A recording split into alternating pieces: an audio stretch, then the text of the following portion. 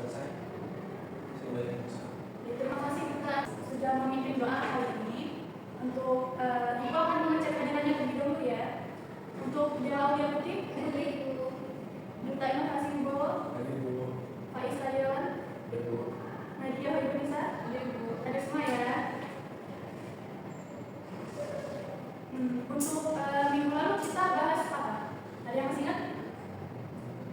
Pengertian cerpen dulu. Pengertian cerpen. Jadi kita ulas sedikit ya. Cerpen itu apa? Ada yang tahu masih ingat? Cerpen atau cerita pendek adalah cerita pendek yang berisi tentang kehidupan sehari-hari. Kehidupan sehari-hari. Karya sastra yang mengimplementasikan kehidupan sehari-hari dari kehidupan sehari-hari.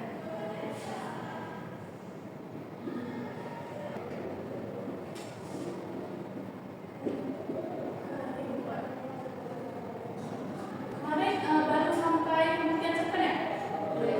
Oh, minggu kemarin Ibu ada keperluan ya, jadi keluar ya. Jadi minggu kemarin Ibu masih tugas ya? Masih tugas kan? Masih tugas cerpen untuk dianalisis unsur-unsur implisitnya? Iya, Bu. Ya, sudah dikerjain? Sudah. Nanti kita bahas di akhir pembelajaran ya. Jadi kalau sudah dikerjain berarti udah tahu kan ada berapa unsur-unsur implisit dalam cerpen? Ada 8 dulu. Ada 8.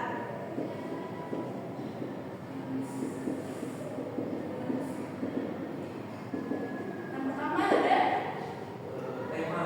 tema. Tema adalah Tema itu inti dari apa? Inti dari cerpen. inti dari cerpen atau inti pokok dari cerpen. Yang kedua itu tokoh. Tokoh ini adalah orang-orang yang terlibat dalam cerpen. terlibat. Yang ketiga ada Tokohan. ya, tokohan.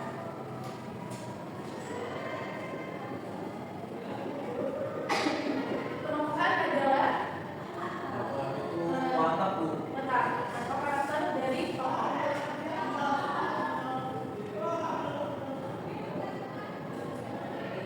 Contoh dari penokohan ada yang tahu? Ya, silakan Mbak. Karakter itu mungkin ada antagonis, ada protagonis. Ya, betul. Yang keempat itu ada alur itu adalah ya silakan dia.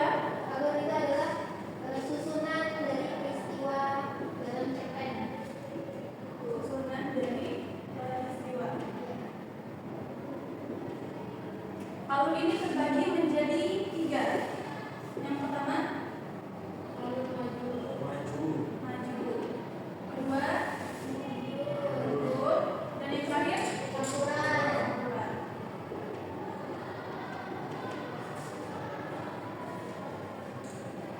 Yang kelima ada latar. Latar itu ada terbagi menjadi 3. Yang pertama itu ada latar tempat. Kedua Waktu, waktu. Yang ketiga suasana, suasana. Contoh dari latar tempat contohnya kelas, di kelas, di sekolah, di sekolah. Ada lagi Di desa.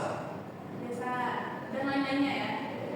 Yang kedua itu adalah waktu. Latar waktu contohnya ada Pagi-hari. pagi-hari, pagi-hari terus ada siang sore, ya, dan lain-lainnya ya. Suasana.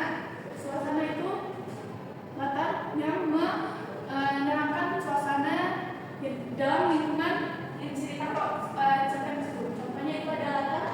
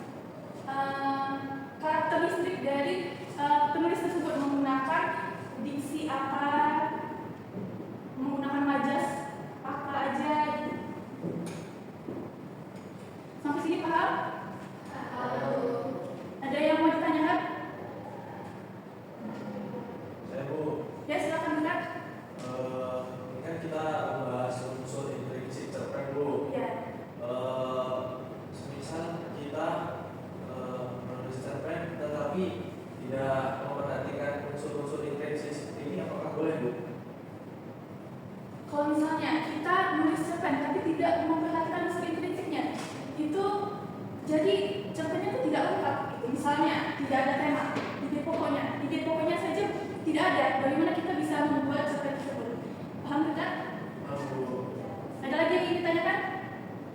Minggu lalu kan Ibu memberikan tugas cerpen yang berjudul Umi Kalsum karya Jamil Suherman yang kalian analisis unsur intrinsipnya.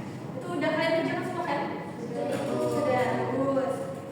Itu ada yang mau menjabarkan unsur intrinsipnya untuk tema dulu? Boleh? Siapa? Saya Bu. Ya, Dela silakan. Tema dari cerpen Umi Kalsum karya Jamil Suherman itu kehidupan gadis yang malang. Oh ya, betul. Jadi menurut yang lain juga temanya sama? Oh, sama. Latar tempatnya itu ada di mana? Ada yang tahu? Saya Bu. Boleh? Di Langgar Nyai Sapi, di tikungan jalan, dan di rumah Haji Basumi. Terus latar waktunya? Sore hari dan malam hari Bu. Yang terakhir itu latar suasananya di mana, Dela? Terus suasananya bahagia, menyenangkan, dan menyedihkan Ibu. Contoh dari yang suasana menegangkannya ada kalimat apa? Di paragraf di luar dugaan dari arah yang kami tuju, kulihat sesosok tubuh manusia berdiri tegak di jalan itu yang tak jauh lagi dari rumah Umi. Ketika Latifah dan Umi melihat orang itu tiba-tiba Bagus untuk Dela, kita beri tepuk tangan untuk Dela. Ya, untuk duta bisa disebutkan tokoh dan penokohannya? Sebentar Bu. Ya. Tokohnya itu tokoh aku itu protagonis Bu dan penyayang. Untuk Umi Kalsum itu protagonis, penyabar, baik dan penurut. Haji Musani itu tokoh antagonisnya Bu, dia kejam, kikir, dan matre.